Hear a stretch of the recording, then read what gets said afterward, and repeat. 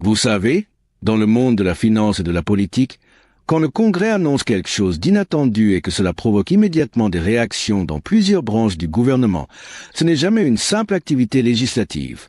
Ce qui vient de se passer sur la colline du Capitole, il y a environ 30 minutes illustre parfaitement ce phénomène.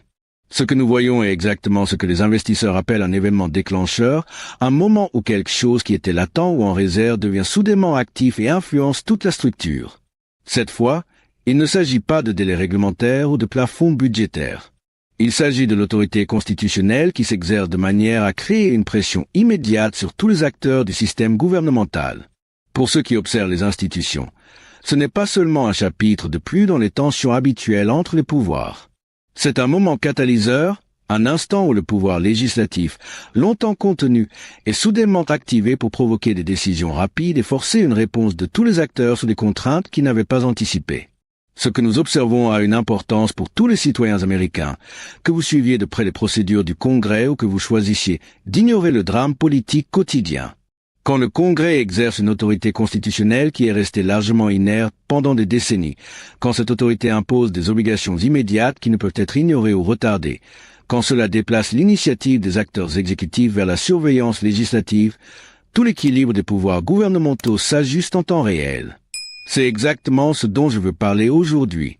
Cette annonce du Congrès dépasse largement les simples positions politiques ou manœuvres partisanes.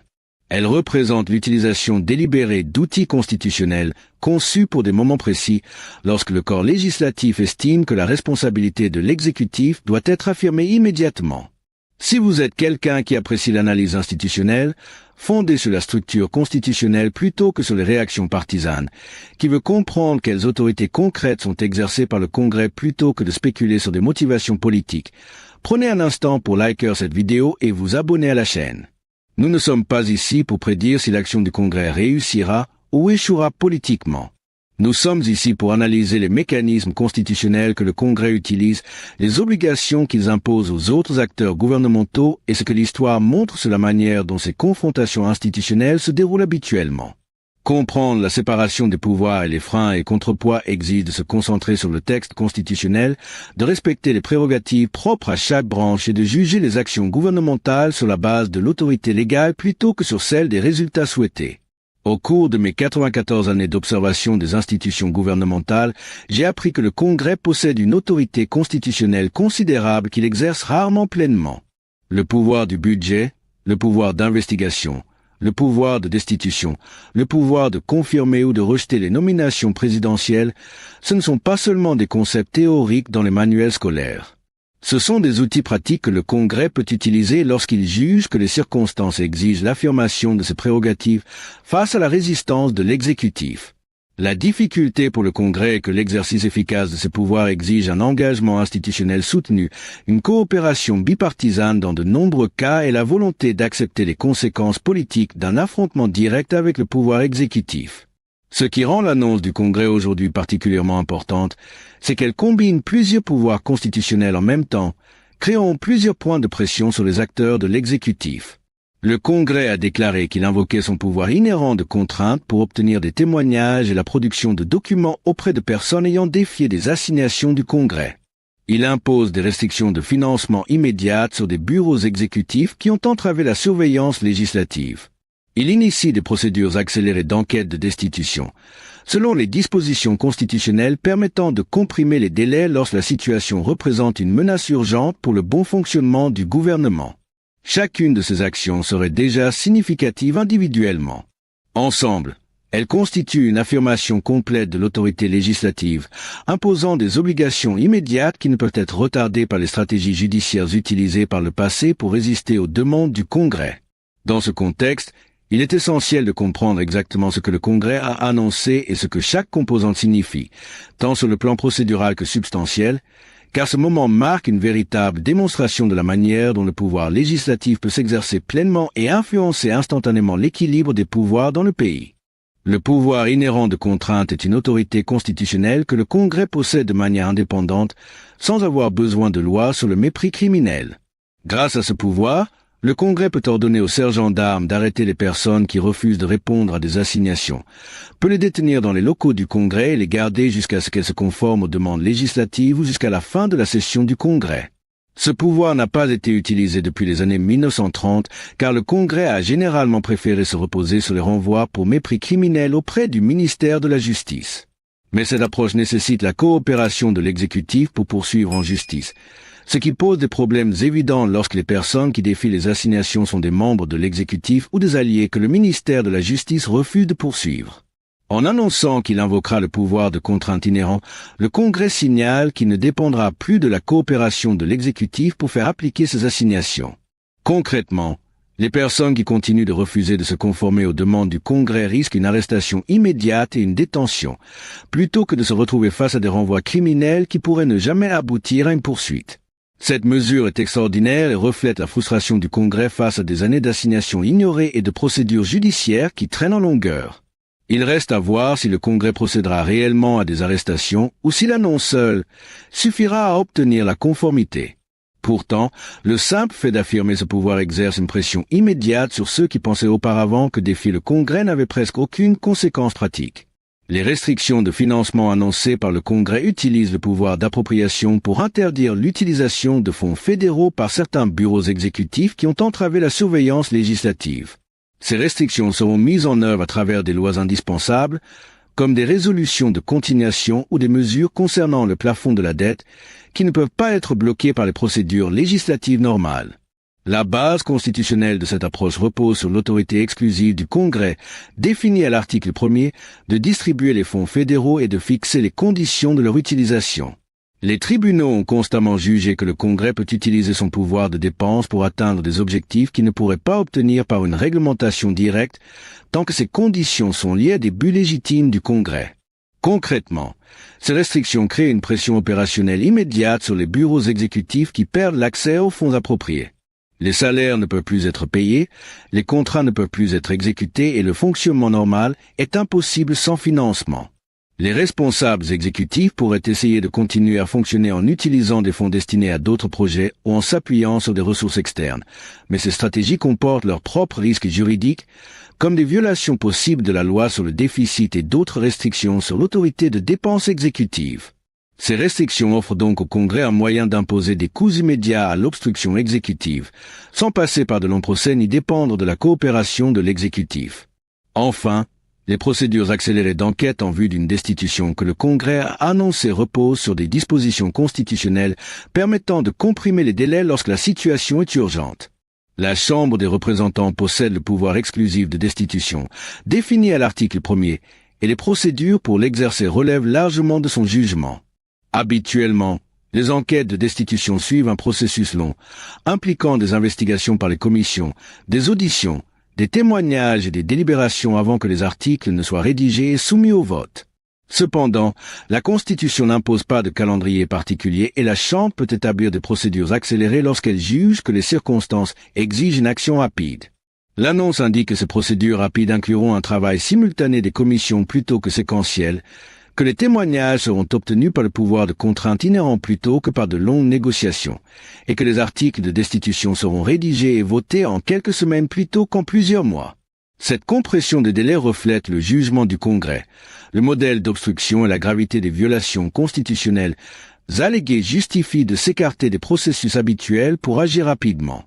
On discutera beaucoup dans les semaines à venir pour savoir si cette approche sert réellement les objectifs de la destitution, conçue pour protéger la Constitution, ou si elle représente une accélération politique qui pourrait nuire à l'évaluation attentive des preuves et des accusations.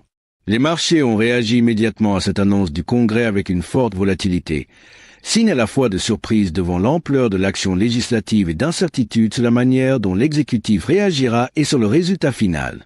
Les indices boursiers ont fortement baissé dans les premières minutes après l'annonce, alors que les systèmes de trading automatique ont réagi à des mots-clés liés à la crise constitutionnelle et à l'instabilité gouvernementale. Cependant, les marchés ont partiellement récupéré lorsque les analystes ont examiné l'annonce plus attentivement et ont conclu que, même si ces mesures sont extraordinaires, elles restent dans le cadre de l'autorité constitutionnelle établie et ne représentent pas un effondrement du fonctionnement gouvernemental.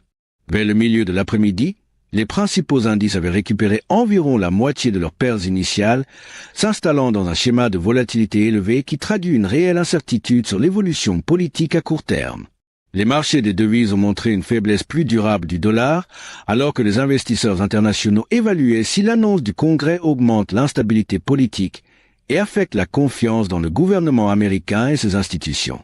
Toutefois, ces mouvements restent modestes selon les standards historiques, car les investisseurs sophistiqués savent que les assertions du Congrès sur son pouvoir de surveillance, même spectaculaires, font partie des opérations constitutionnelles normales et ne signifient pas un effondrement systémique. Les marchés du crédit ont montré des primes de risque plus élevées, surtout dans les secteurs très dépendants de la stabilité gouvernementale, comme les entreprises de défense, les prestataires de soins de santé qui reçoivent des paiements fédéraux et les institutions financières soumises à la réglementation. Ces effets sectoriels traduisent l'évaluation des investisseurs. Les turbulences politiques créent des incertitudes opérationnelles, même si les fondamentaux économiques restent stables. Voyons maintenant la réaction immédiate de l'exécutif, survenue quelques minutes seulement après l'annonce du Congrès. La rapidité et le contenu de cette réponse révèlent les calculs stratégiques pour gérer cette soudaine affirmation de l'autorité législative. La réponse est venue par plusieurs canaux en même temps. Déclaration officielle du Conseil juridique de la Maison-Blanche, tweet de la personne visée par la surveillance du Congrès et commentaires en offre d'agents de l'administration non nommés pour les journalistes.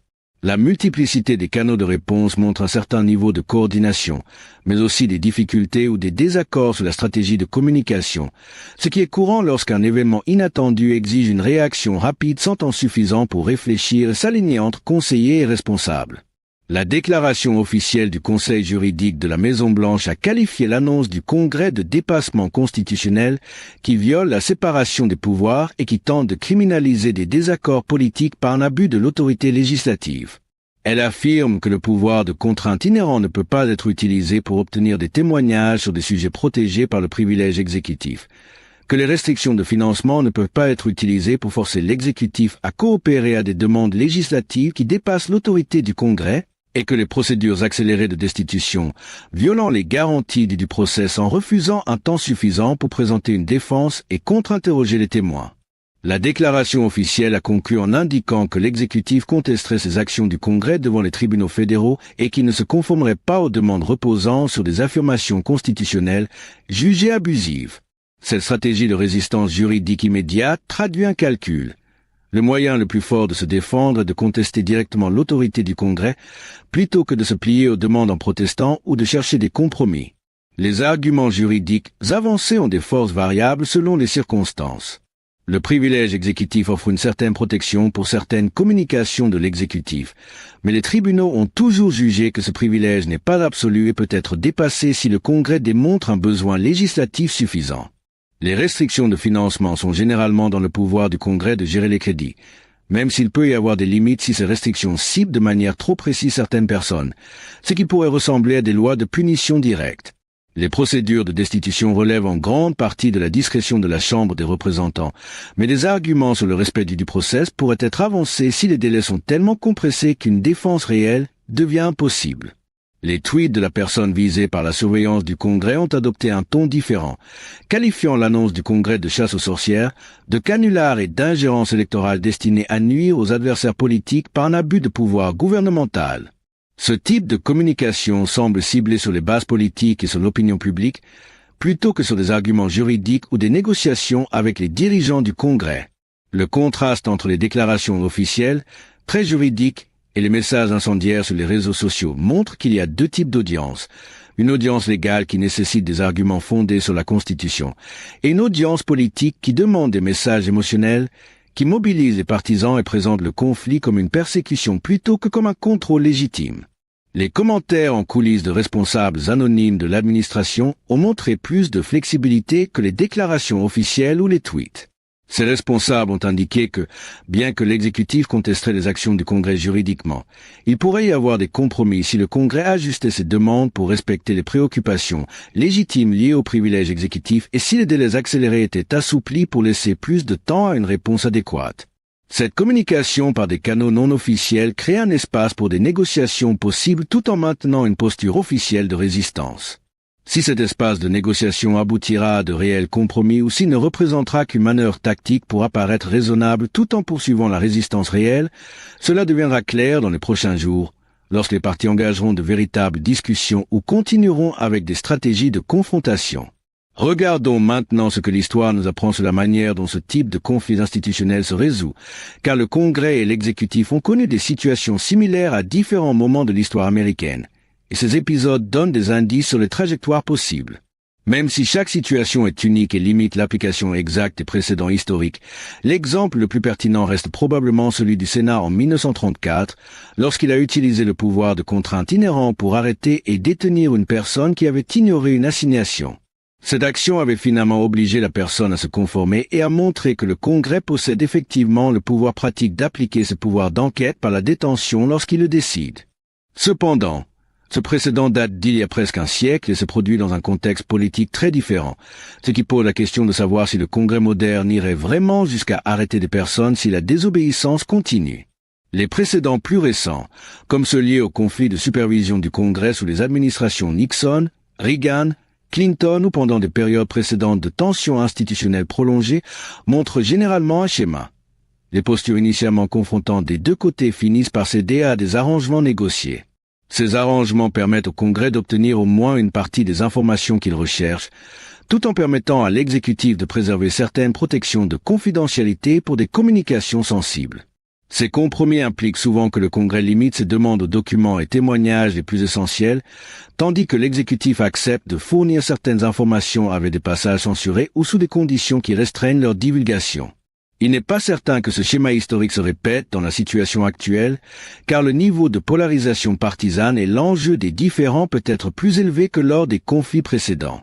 Les procédures de destitution accélérée annoncées par le Congrès ont encore moins de précédents directs, car la plupart des processus de destitution ont suivi des calendriers longs, avec des enquêtes substantielles des comités avant la rédaction des articles.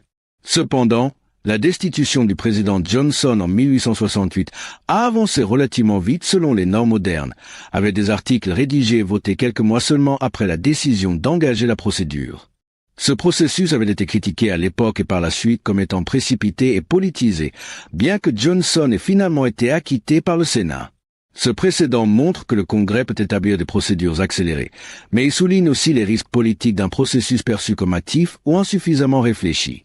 Avant de conclure, il est important de comprendre ce que signifie cette annonce du Congrès au-delà des manœuvres juridiques et politiques immédiates. Les actions annoncées représentent une affirmation sérieuse de l'autorité législative dans une situation où le Congrès estime que les mécanismes de supervision normaux ont été épuisés sans produire la responsabilité nécessaire. Que le Congrès ait raison ou qu'il dépasse ses prérogatives dépend de jugements contestés sur la qualité des efforts de conformité précédents, la légitimité des revendications de privilèges exécutifs et la gravité des violations constitutionnelles alléguées. Des personnes raisonnables peuvent avoir des avis différents selon les faits qu'elles considèrent et leur interprétation de la Constitution. Ce qui est clair, c'est que nous entrons dans une période de conflit institutionnel intense, où le Congrès et l'exécutif vont tester les limites de leurs pouvoirs respectifs à travers des actions qui vont au-delà des pratiques habituelles et qui pourraient nécessiter que les tribunaux tranchent des questions constitutionnelles inédites. Ce processus sera perturbant, créera de l'incertitude et impliquera probablement d'autres mesures d'escalade de part et d'autre avant qu'un compromis ne soit trouvé ou qu'une décision judiciaire définitive établisse quelle branche a raison selon la loi constitutionnelle. La santé de la démocratie américaine dépendra de la capacité à résoudre ces conflits institutionnels par des procédures constitutionnelles, avec toutes les parties acceptant finalement les résultats même si elles en sont déçues, ou si la polarisation politique est si forte que les perdants refusent d'accepter les décisions institutionnelles et poursuivent leur résistance par d'autres moyens. Les semaines à venir testeront la résilience constitutionnelle américaine comme nous ne l'avons pas vu depuis des générations.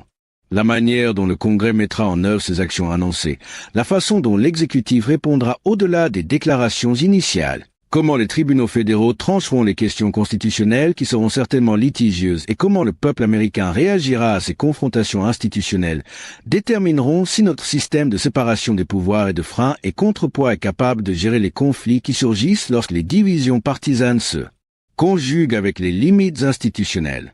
L'histoire montre que les institutions américaines ont survécu à des tensions similaires par le passé et ont conservé leur structure constitutionnelle, même si certains résultats ont déçu certains participants. La poursuite de ce schéma dépendra d'un engagement constant envers les processus constitutionnels et de l'acceptation de l'autorité institutionnelle, même lorsque cette autorité produit des résultats politiquement indésirables. Cet engagement sera fortement mis à l'épreuve dans les semaines à venir. Merci pour votre attention à ces questions essentielles de gouvernance constitutionnelle.